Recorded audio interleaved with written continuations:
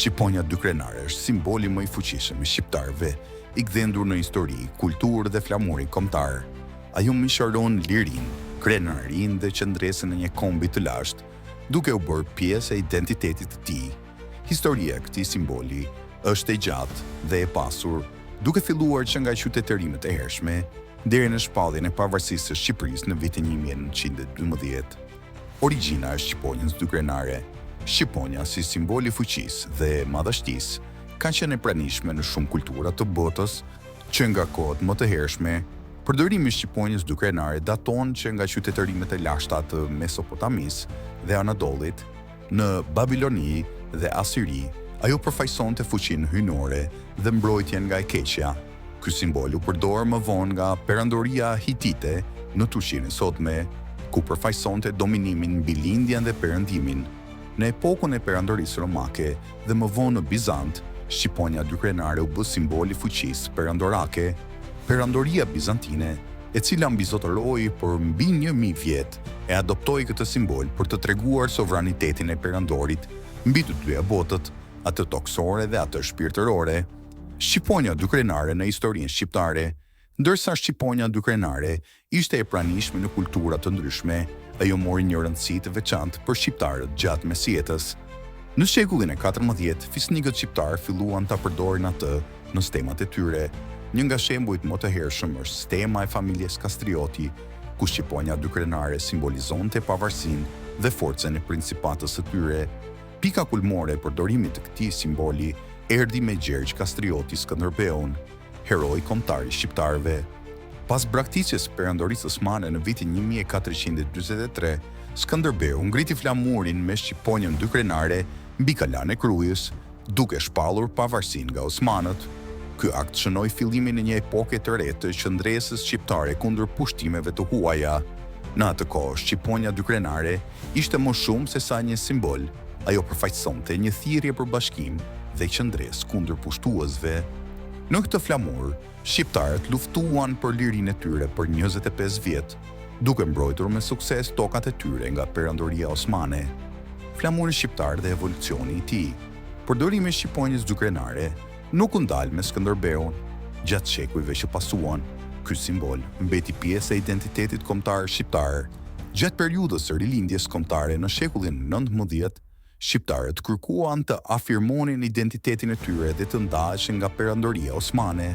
Në këtë kontekst, flamuri me shqiponjën dykrenare u përdor nga lëvizjet patriotike shqiptare si një shenjë përpjekjeve për liri dhe pavarësi. Më 28 nëntor të vitit 1912 në Vlorë, Ismail Qemali ngriti flamurin me shqiponjën dykrenare duke shpallur pavarësinë e Shqipërisë.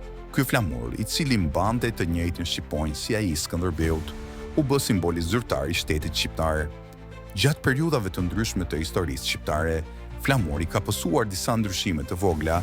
Gjatë periudhës komuniste 1926-1992, mbi shqiponjën dykrenare u shtua një yll i kuq, simboli i ideologjisë komuniste.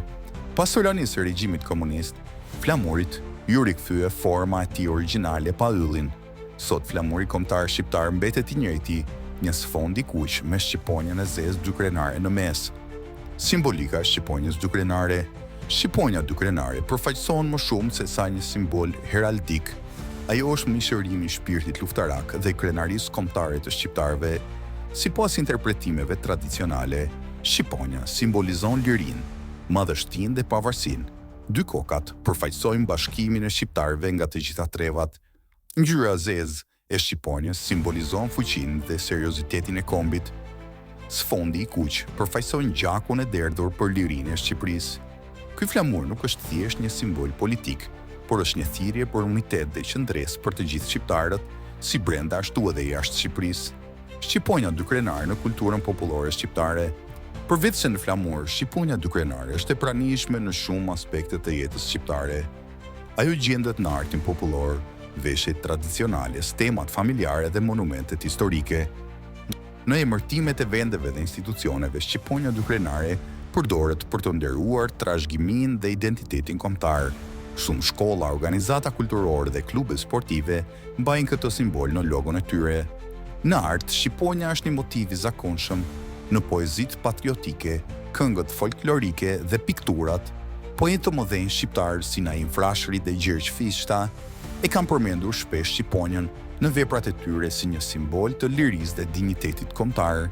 Shqiponja dykrenare është shumë më tepër se një simbol heraldik, ajo është një shpirt i kombit shqiptar. Për shekuj me radhë, ky simbol ka frymëzuar shqiptarët për të luftuar për liri dhe dinjitet. Nga mbretëria ilire te Skënderbeu, rilindja kombëtare dhe pavarësia e Shqipërisë, shqiponja dykrenare ka qenë gjithmonë një shenjë fuqisë dhe unitetit. Sot flamuri shqiptar me shqiponjën dykrenare vazhdon të valvitet krenar jo vetëm në Shqipëri, por në çdo cep të botës ku jetojnë shqiptarët. Ai është një kujtesë e përhershme e historisë së lavdishme dhe një thirrje për të ruajtur dhe mbrojtur identitetin kombëtar. Pavarësisht sfidave dhe ndryshimeve që mund të sjellë koha, shqiponja dykrenare do të mbetet gjithmonë simbol një kombi krenar të bashkuar dhe të palëkundur në përpjekjet për të mbrojtur lirinë dhe trashëgiminë e tij.